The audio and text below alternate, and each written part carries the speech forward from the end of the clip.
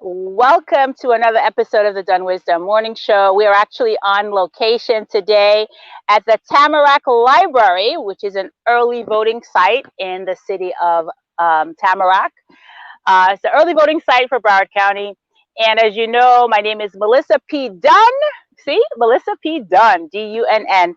And I am the CEO of MD Marketing Network, the founder of this DunnWisdom movement.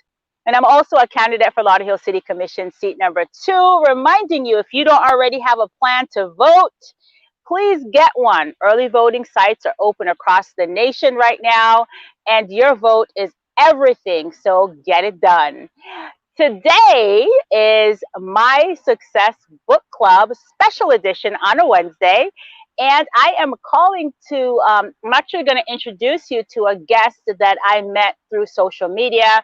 I saw her put up a post about her book, really focused exclusively on helping people to find their purpose. And I'm like, you know what? I got to have her on the show.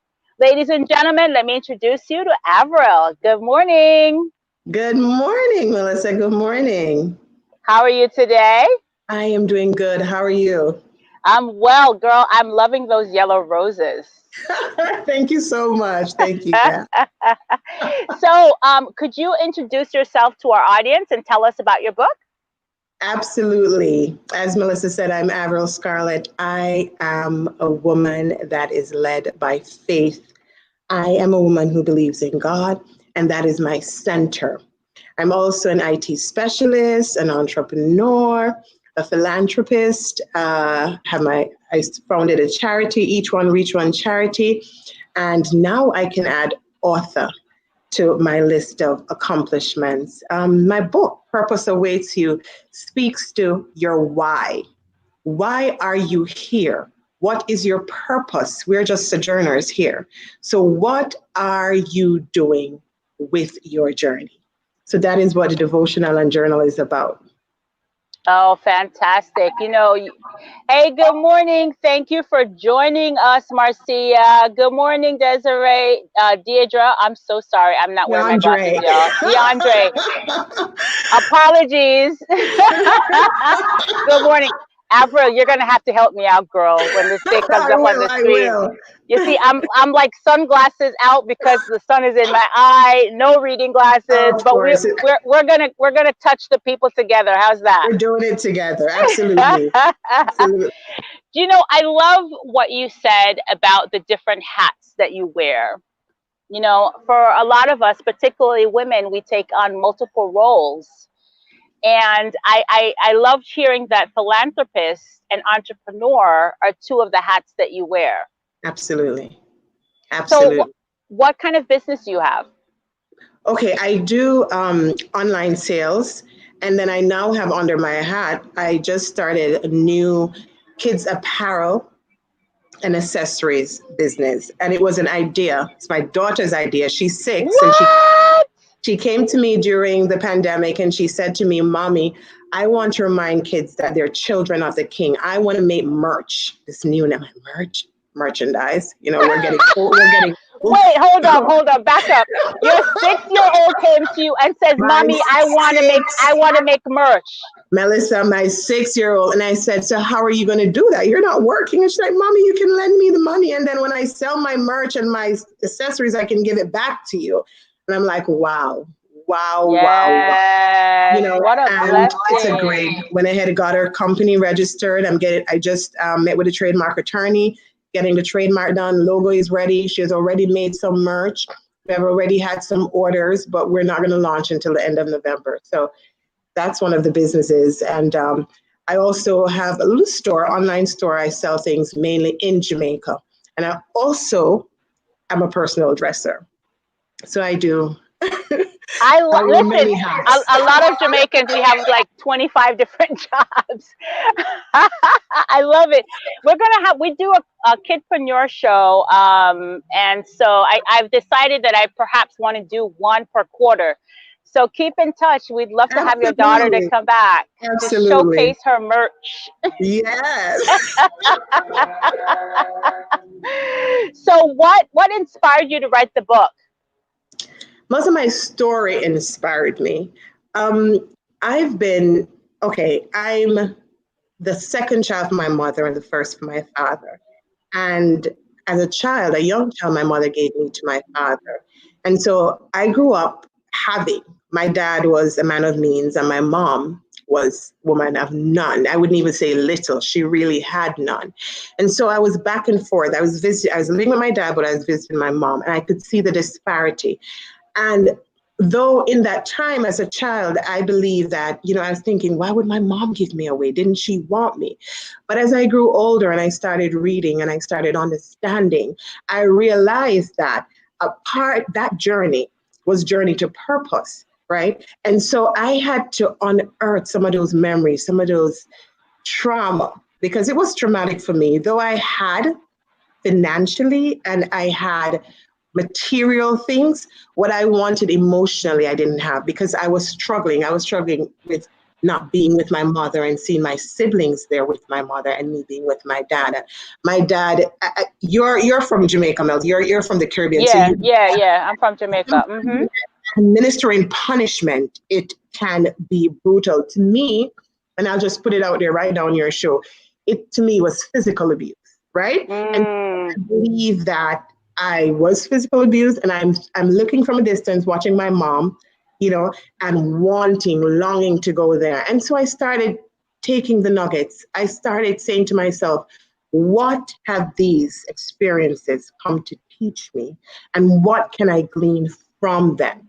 And it was not until I got to my 20s and I met the late Reverend Dr. Sandra Morgan, who was my mentor, and she began, sowing into me, speaking life, speaking love, reminding me of my worth. That is when I started to understand that every experience that I've had in life was preparing me for purpose. And purpose isn't a destination, it is a journey. So every step of the way, everything I went through was preparing me for a time such as this. And so I decided, use my story and pen this devotional and journal. Purpose awaits. I'm here for it. Yes, Rich. Me too, honey. Janine, good morning to you. Thank you for tuning in. Thank you for tuning in. Okay, Colleen, I'm happy that you're enjoying the show. Thank you for watching. That's so true. I believe that sometimes things are not happening to you, they're happening for you. And a lot of times that is the hardest thing for us to grasp when we're in the midst of our trauma, when we're in the midst of the storm. It's a little bit of a challenge sometimes for us to recognize that this too is passing. And when it does, everything always works out for your highest good. And you're borrowing from Romans 8:28 there, where it says, in all things, Christ works it out for our good. Yeah, we are picking up nuggets. We're learning from it. And what it is that adversities are inevitable. It is how we handle them. It is how we go through them. Right. Well, adversity, in my opinion, is how you grow. It's how you learn. I remember growing up in Jamaica as well. I remember, my paternal grandmother raised me. And I remember one day I was in grad school at University of Miami. I must have been like 21, 22. And I was feeling a particular amount of stress. And I remember calling my grandmother. She says, baby, come home. So I went home. And I remember putting, the little hassak or little stool was outside the kitchen, and I sat on the floor and put my head in my grandmother's lap, and I was crying. And I said to her, grandmother, I don't know why things have to be so hard. Why do I have to struggle so much to get what I want? And you know what my grandmother told me, Avril? She said to me that everybody in this life has to go through some sort of struggle in order for you to become the person that God meant for you to become. It's a part of the process. And if you struggle if you flow through life in the beginning, at some point, whether in the middle or the end, you have to go through some struggle before you leave this earth. Absolutely. I can't hear you. Are you speaking? Yeah. Are you hearing me now? I'm hearing you now. Yes, go ahead. Every experience, every single experience, good or bad, is preparing you for purpose. It is preparing you for your why. Why am I here? And one thing I know though, purpose, it's so nebulous. It's a nebulous word. It's so hazy. And I think what people cloud it with is what they want to be. And sometimes the social media algorithms and the people they surround themselves with are the ones who are planting seeds. But purpose starts with the creator, the one who created you. And to find purpose, you have to go back to the source. And the source is the creator. And the what, you just ask yourself why. And this question can be answered if you just shed all the weight, all the noise, you just still all the noise, all the social media noise, all the people who tell you that, hey, you can't do it, or somebody saying, oh, you need to be an attorney, you need to still just stop all the noise and go back to the source. Go back to the source. I love that. So your book, hi, Lynn. Good morning. Good morning to you too. Good morning, Jermaine. All right, call them. Oh, yes, the Ottoman. Yes, the Hassak. Yes, thank you for the translation, Jermaine. Thank you for the translation. So does your book then guide people back to the source? Absolutely. I could not write about purpose without writing about the source, because my purpose is helping people to understand their why. And how do I know my purpose? Because I went back to the creator. So I have to send them back to the source too. And the book will probing questions. Some questions, when my editor was going through the book, he said to me, and he's a friend, he said to me, Avril, you have me in I can't even answer some of these questions. I have to be really digging deep to answer some of these questions. Says, yeah, you're going to have to go to the source, and then you're going to have to turn your eyes on the inside. Michael Jackson says, man in the mirror, you're going to have to look deep into yourself and unearth those things. And I'm here. I love it. If they need somebody to help them and coach them through it. I love it. So then the book is a devotional and a journal. Yes. So does it have daily prompts, and it takes you through help me to understand the book itself?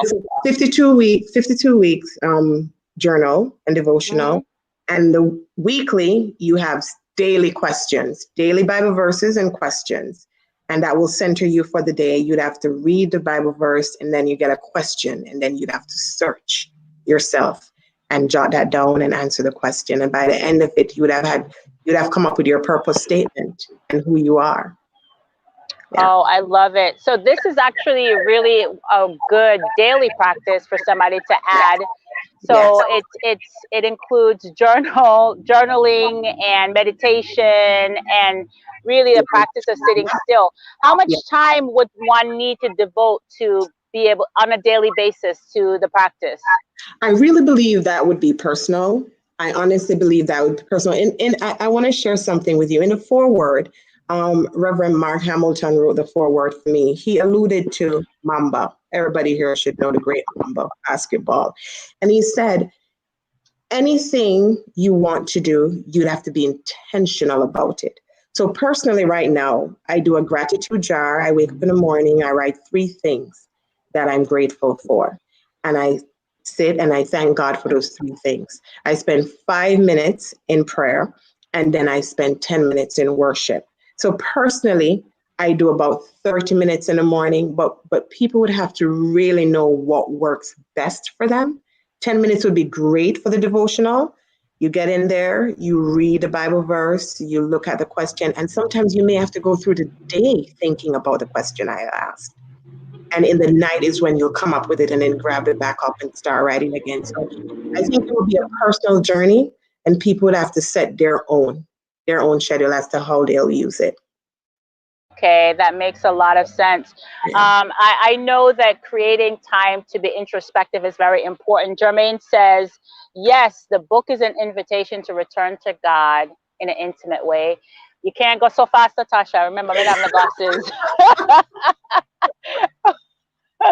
Okay.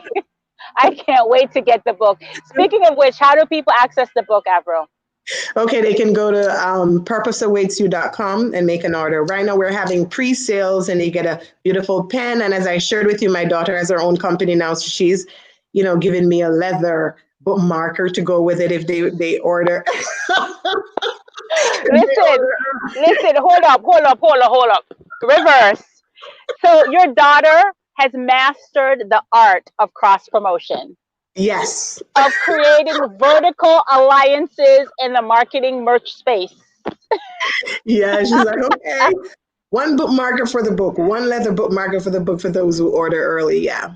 So Oh, fantastic. And then I'm sure her bookmarker has her website where if you like the bookmark, you can go and purchase additional merch. I love it. What's your daughter's name, by the way? Ariane. Ariane. Okay, you guys. So you heard it here. Pre-order the book, and Ariane is going to gift you with one of her bookmarks. Oh. Turn your eyes into the inside. That's so true, Jenny. So Yes. you mentioned before that as you went through your life, there were a couple of nuggets that you learned. Could you speak a little bit, like what has life taught you? This is the one that I always go back to because it's how I founded Each One Reach One charity. And I'm going to share a little bit of the story. So I remember at one point my mom had nothing to eat, and I went to visit her. My dad had just really administered some beating, really, really brutal beating. And at this time, Melissa, I think I was about 10. And I said, listen, my mom is going to have to take me or I'm going to run away, right? And so she lived about a mile or half a mile from where I lived. And I started trotting, walking up the road to go to my mother to say, hey, listen, I can't do this, right? And on approaching her gate, I always get emotional, but I want to share this story because I know it will help somebody. And on approaching the gate, I heard this song. I'm going to sing just for 30 seconds. As the world look upon me as I struggle along, they say I have nothing, but they are so wrong. In my heart, I'm rejoicing, though I wish they could see. Thank you, Lord, for your blessings on me. For there's a roof up above me. I've got a good place to sleep. There's food on my table and shoes on my feet. You gave me a love, Lord, and a fine family.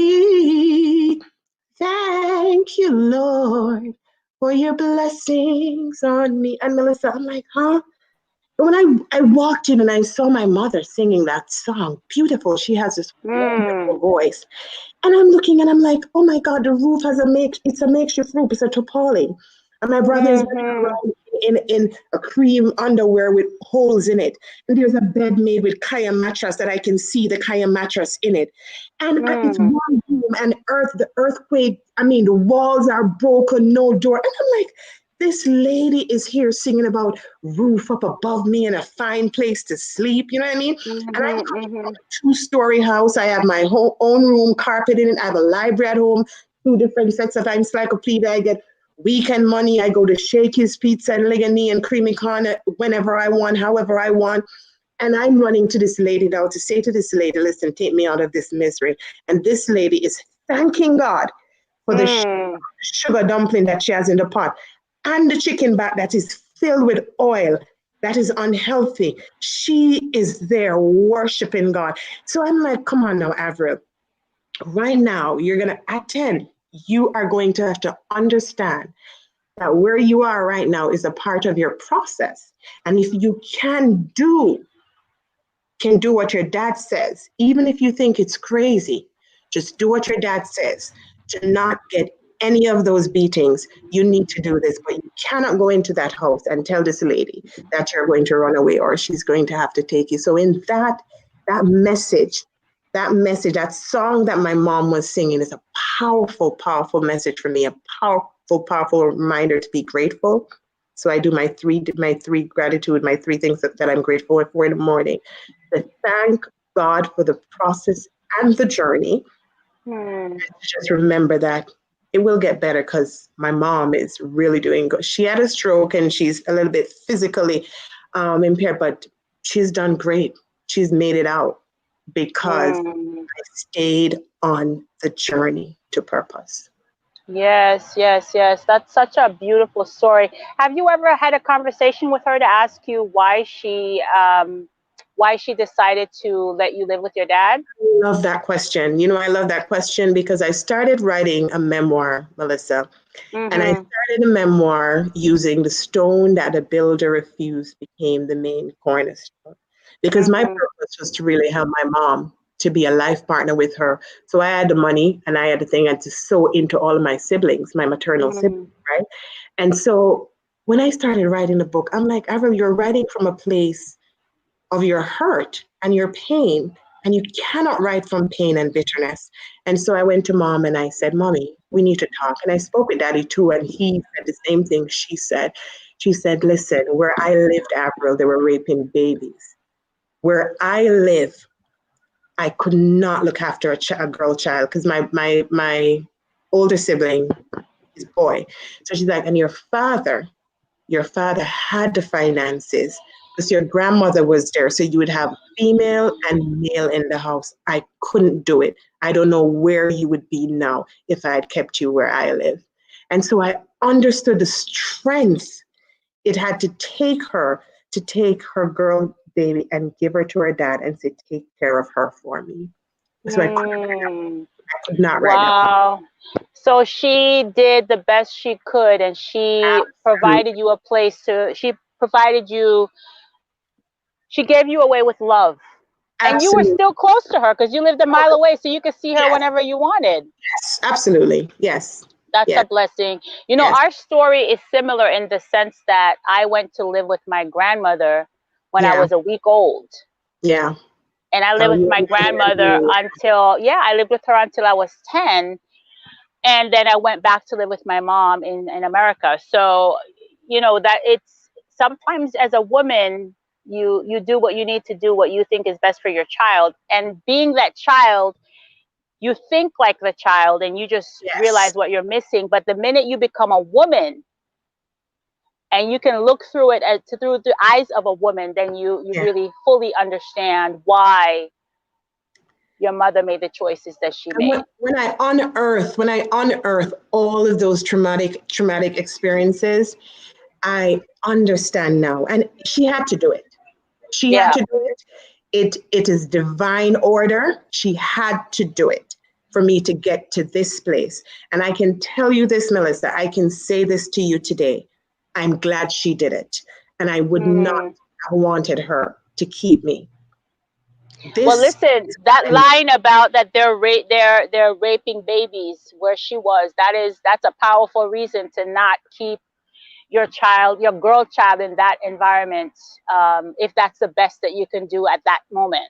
Yes, absolutely. Yeah. Fantastic. She's saying thank you for sharing your private pain with others. Yeah, that's so beautiful, Jermaine. Thank you. Thank you for acknowledging Avril. Yeah, that takes a lot of courage. Yeah. And I look forward to getting your book. You guys, please do share this video. First of all, like and follow the DunnWisdom Morning Show, and do share the video. All right, good. You ordered your copy already. Fantastic. Yes, I saw it, Janice. And you can go on the website to get it, correct? Yes, absolutely. All right. So make sure you like the show and follow us so that you can hear more beautiful stories like Avril. And then, of course, go ahead and get her book. Do you have any final words of wisdom that you can share today? I do. Finding purpose, finding your why, as I said earlier, always leads back to finding the one who created you. So you have to go back to the creator to find your why. And in finding your why, you have to be intentional. It will never get done unless you choose to do it. That's it. That's it. You got to get it done. And it's a choice. Happiness is a choice. It is. No matter what you're going through, you can choose to smile or not. It is. And Yeah. sometimes it's a challenge when you're in the midst of your storm, but do know that this too is passing. And when it does, you'll realize the wisdom of whatever it is that that moment had to teach you. Yes. Yes. Yes, What has indeed. come to teach me? Yes. Well, my dear, let's keep in touch. I'd love to have you and your daughter back on.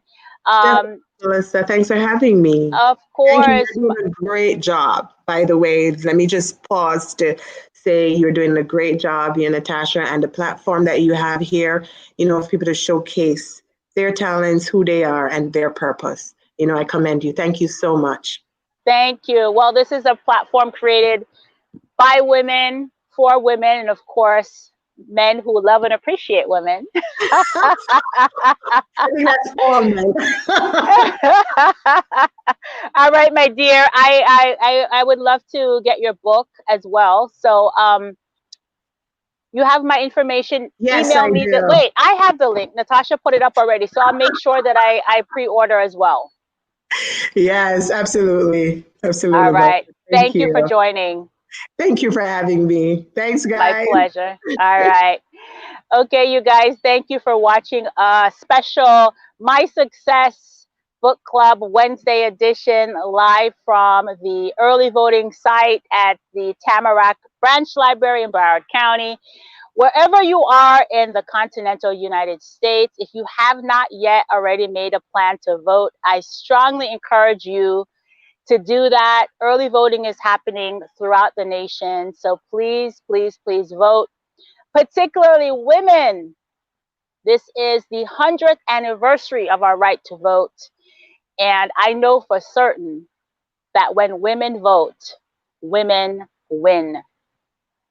Thank you for joining. I'll see you here tomorrow at 9 a.m. All right. Thank you, Janice. I'll see you tomorrow at 9 a.m. Be well, everybody. And remember, be kind and loving to yourself because you 100% deserve it.